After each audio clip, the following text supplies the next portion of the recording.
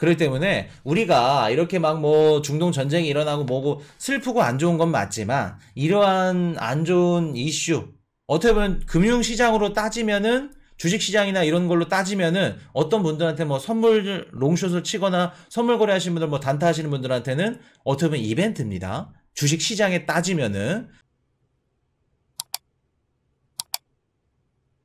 자, 이스라엘 화폐 가치 급락에 61조 원 긴급 투입이라고 되어 있죠. 우리 저번 시간에 이스라엘 화폐 가치 세켈 얘네들이 급락을 하면 우리가 어떠한 자산을 사야 되냐, 어떠한 종목을 담아야 될까 라는 얘기를 좀 했었죠. 자, 좀 했었는데 지금 뭐 제일 큰 우리 시장의 화두는 중동 전쟁이죠. 중동 전쟁. 자, 그럼 한번 우리가 생각을 한번 해볼게요.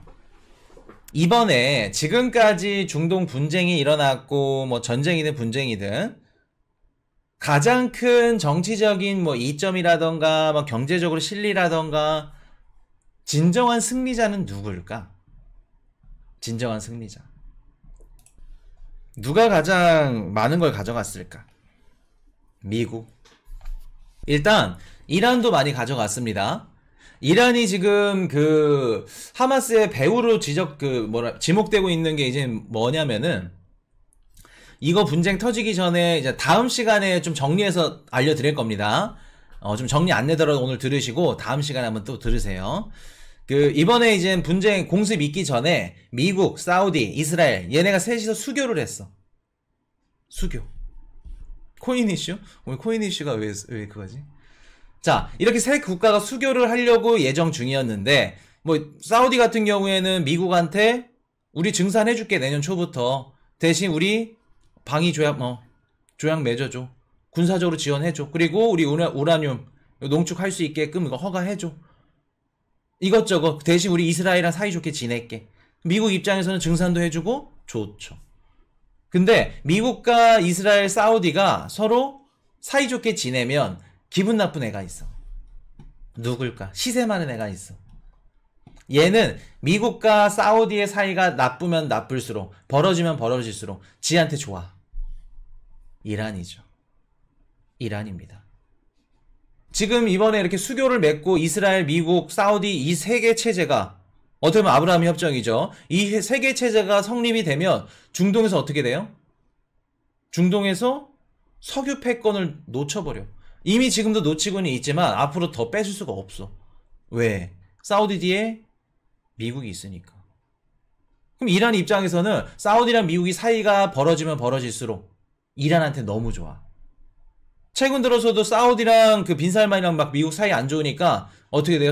미국이랑 이란이 수감자 맞교환하고 60억 달러 우리 동결 해제해주고 그렇게 되는 거죠. 그럼 이란 입장에서는 아무리 다른 종파인 하마스라도 할지라도 지원해 공격하게 하는 겁니다. 이스라엘을 때려. 그러면 하마스가 순위파 사우디와 같은 종파죠. 같은 식구입니다. 근데 같은 식구가 이스라엘을 때린 거야. 작은 미국을. 곤란하게끔. 이해되셨나요? 그럼 이란은 가져갔죠. 이란도 승리자입니다. 자, 그리고 또 미국이 왜 승리자일까? 중동의 공습이 딱 터지고 나자마자 트럼프가 뭐라 그래요? 야, 바이든 저놈 때문에 재임했던 시절에는 어떻게 했어요? 사우디랑 이스라엘 서로 사이좋게 중동의 평화 4년 동안 분쟁이 없었어. 큰 분쟁이. 근데 바이든이 저렇게 하니까 이란한테 붙었다가 사우디 붙었다가 이중 외교 정책을 펼치니까 저렇게 이스라엘 사람들이 다친 거지. 그리고 이번에 한국으로부터 자금 동결 해제해줬죠. 60억 달러. 그 돈이 하마스의 전쟁 자금으로 들어갔다. 계속 맹렬히 비난을 해. 바이든은 경제적으로 안 좋고요. 중동 정책도 잘못됐고요. 트럼프 입장에서는 어떻게 해요? 공화당 입장에서 공격할 수 있는 무기를 얻은 셈이죠. 자, 그럼 바이든은 어떨까? 바이든은 왜 미국이 승리자일까?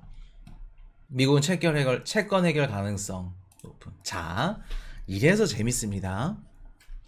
코인 이슈가 이번 연도 연말 10월달, 11월, 12월 미국 주식이나 아니면 코인 시장이나 분석을 좋게 안 드렸어. 자, 요거는 뭐 우리 정규 방송에서 말씀을 드렸던 거니까 코인 이슈가 이번 연도 분석을 어떻게 말씀을 드렸죠? 뭐 상고, 하고, 상저, 하저 뭐 여러 개 있었죠. 코인 이슈가 이번 연도 시장을 어떻게 분석을 해드렸죠? 상반기에는 어떨 것 같고 하반기에는 어떨 것 같다. 멤버십의 방송에서도 말씀을 드렸었고 상고, 하저라고 말씀드렸습니다. 상반기에 우리 증시 상승했고 하반기에는 안 좋을 겁니다. 조정이 올 겁니다. 상고, 하저에 대해서 말씀을 드렸어요. 그래서 하반기에 10월달, 11월, 12월 미국 증시나 비트코인 시장이 안 좋을 수밖에 없는 이유에 대해서 뭐라고 말씀을 드렸냐면 미국 재무부가 국채를 발행하는데 지금 전 세계 글로벌 국가들이 금리도 높고 긴축도 하고 있고 미국의 국채를 사줄 수 있는 여력이 안 돼. 중국이나 일본도 지네 화폐 가치, 환율 조정, 환율 방어하기 바쁘기 때문에 국채를 오히려 던져야 돼. 그럼 재무부는 국채를 계속해서 발행해야 되는데 지금 발행량도 2010년도부터 2020년도까지 평균 발행량 기준 들어서 2배 수준입니다. 코로나 때 빼고 제일 많이 찍었다는 거예요, 국채를. 더 찍을 거고, 지금도. 그럼 미국 정부 입장에서는 채권 시장으로 자금을 쏠리게 하는 게 좋을까? 아니면 지네들이 찍어낸 국채가 아닌 주식이나 코인으로 자금이 가는 게 좋을까? 당연히 미국 정부는 우리가 찍어낸 국채 사줘. 전 세계 자산이 국채 시장으로 오게끔 만들어야겠죠. 근데 이전에도 말씀드렸듯이 금리가 높고 긴축이 되면은 유동성이 없어. 그럼 전 세계 국가들이 미국 국채 못 사줘. 탈락. 코인이슈님, 연준의 영래포 자금액으로 그 돈으로 사주면 되잖아요. 이미 많이 사줬어. 반 이상 줄었어, 지금. 탈락. 그럼 코인이슈님, 미국의 은행이나 기관들이 사주면 되잖아요. 은행들 지금 국채금리 가격 쭉 떨어지면서 미실현 손실 계속 커졌죠. 얘네들도 돈 없어. 탈락. 기관들도 힘들어. 기업들도 고금리이기 때문에 자금 조달하기 힘들어. 탈락. 그럼 미국채는 누가 사주나요? 사줄 사람이 없고 여력이 없기 때문에 코인이슈가 분석했던 게 뭐였죠? 미국 기존에 있는 풍선 효과라고 기존에 있는 시장에서 이 자산들이 채권 시장으로 움직이게끔 이동시키게끔 할 거다. 미국 정부는. 이렇게 말씀을 드렸었죠. 그래서 미국 주식에 있는 자금이 미국 국채를 사게끔, 비트코인에 있는 자금이 미국 국채를 사게끔. 그렇기 때문에 코인이슈가 분석을 했던 게 10월 달에 뭐 비트코인 현물 ETF 된다고 뭐 다른 방송에서 얘기하더라고요. 안 된다. 현물 ETF 돼서 비트코인으로 자금 쏠린다? 미국 정부가 용납 안 한다. 나올 수 있는 가능성 제로입니다. 라고 말씀드렸죠. 미국 주식도 힘들어. 이렇게 말씀을 드렸고. 근데 웬걸? 이번에 새로운 방법이 적용이 됐습니다. 자, 재밌어요. 미국의 골칫거리, 미국 재무부 골칫거리죠. 이 수많은 국채를 누가 사주냐였는데 주식시장에서 자금을 안 땡겨도 돼. 지금 단기적으로만 봤을 때는. 무장정파 하마스가 어떻게 해요? 이스라엘을 공습했어. 그랬더니 전 세계 안전자산 수요 선호심리 올라감에 따라서 어떻게 돼요? 미국 재무부가 발행한 국채를 사주게 돼. 국채를. 야, 누가 사줘 했는데 중동에서 전쟁 딱 터지니까 채권을 사기 시작합니다. 뒤집어지죠. 이번에 지금 미국 국채금리 쭉 떨어지죠. 그러면 코인이슈가 말씀드렸던 주식시장에서 자금을 굳이 뺄 필요 없죠. 그럼 바이든 입장에서 주식시장 성적표가 곧 대선의 성적표와 같습니다. 주식시장을 안 건드리고 미국 채권시장의 자금을 유입하게 할 수 있다고 하면 중동 분쟁이 딱 터지고 나서 미국 채권 수요가 늘어나죠. 물론 보세요. 이스라엘 화폐가치 급락에 61조 원 긴급 투입. 미국의 국채 수요만 늘어난 게 아닙니다. 지금 미국 국채 수요가 늘어남에 따라 국채 금리 떨어지고 채권 시장이 안정화됐다라고 분석하시면 안 돼요. 아직 시기상조입니다. 아직 국채 반응도 많이 남아있고 지금 국채를 사는 그 기관 주체들도 많지만 기존에 미국 갖고 있었던 미국 국채를 팔고 있는 기관들, 국가들도 많습니다. 지금 이스라엘 같은 경우에는 외환 보유액이 2천억 달러 정도 돼요. 근데 이번에 딱 전쟁 터지니까 얘네 법정화폐 가치가 쭉 떨어져. 세케라가 급락해.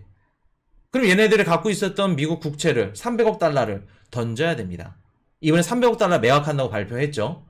그러면 미국 국채 던지는 양도 있고 매입하는 양도 있고.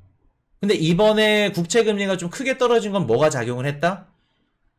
월요일날 콜럼버스의 날이라 그래서 채권 시장 안 열렸죠. 선물 시장에 의존할 수밖에 없습니다. 선물 가격이 미친 듯이 막 롱이 뛰니까 어떻게 돼요? 쇼스퀴즈가 나면서 조금 더 국채 금리가 빠진 거예요. 실제로 매수 매도가 돼서 이렇게 뭐 빠졌다 그렇게 보기에는 아직 섣부릅니다. 이해되셨죠? 그렇기 때문에 지금 보시면은 이번 의도를 했냐 안 했냐는 뭐 여러분들이 판단해야 될 거고 눈에 보이지 않으니까 못 믿으니까 의도를 했는지 안 했는지 모르겠지만 지금 일시적으로 미국 재무부의 걱정거리가 해결이 된 겁니다. 국채 수요가 늘어남에 따라서. 그래서 지금 보시면은 국채 금리가 쭉 떨어지고 미국 증시가 오른 이유, 채권 금리가 떨어지니까 야 시장이 안정화됐네. 미국 증시가 올라가는 겁니다. 그래서 이렇게 보시면 될 것 같고, 우리가 저번 시간에 이스라엘 화폐 가치가 떨어지면 뭐 사야 되나요? 그거 배웠었죠. 그래서 어떤 분들은 이스라엘 관련된 알트코인들 막 검색하고 있고, 그건 이제 초보자들. 중수는 뭐 했죠?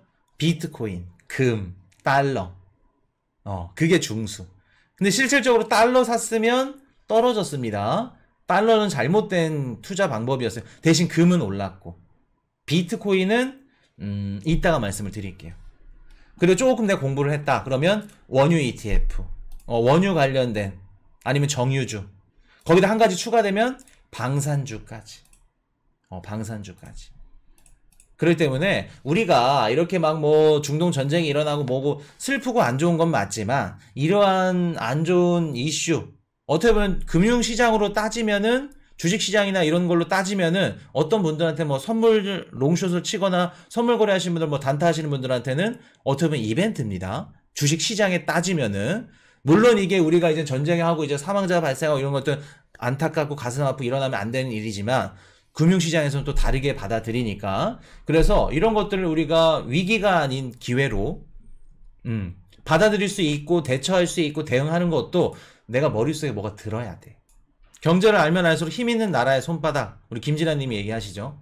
경제를 알면 알수록 그렇게 힘있고 이런 주식시장 금융시장 뭐 비트코인 시장 이러한 시장에서도 내가 힘을 발휘할 수 있는 겁니다.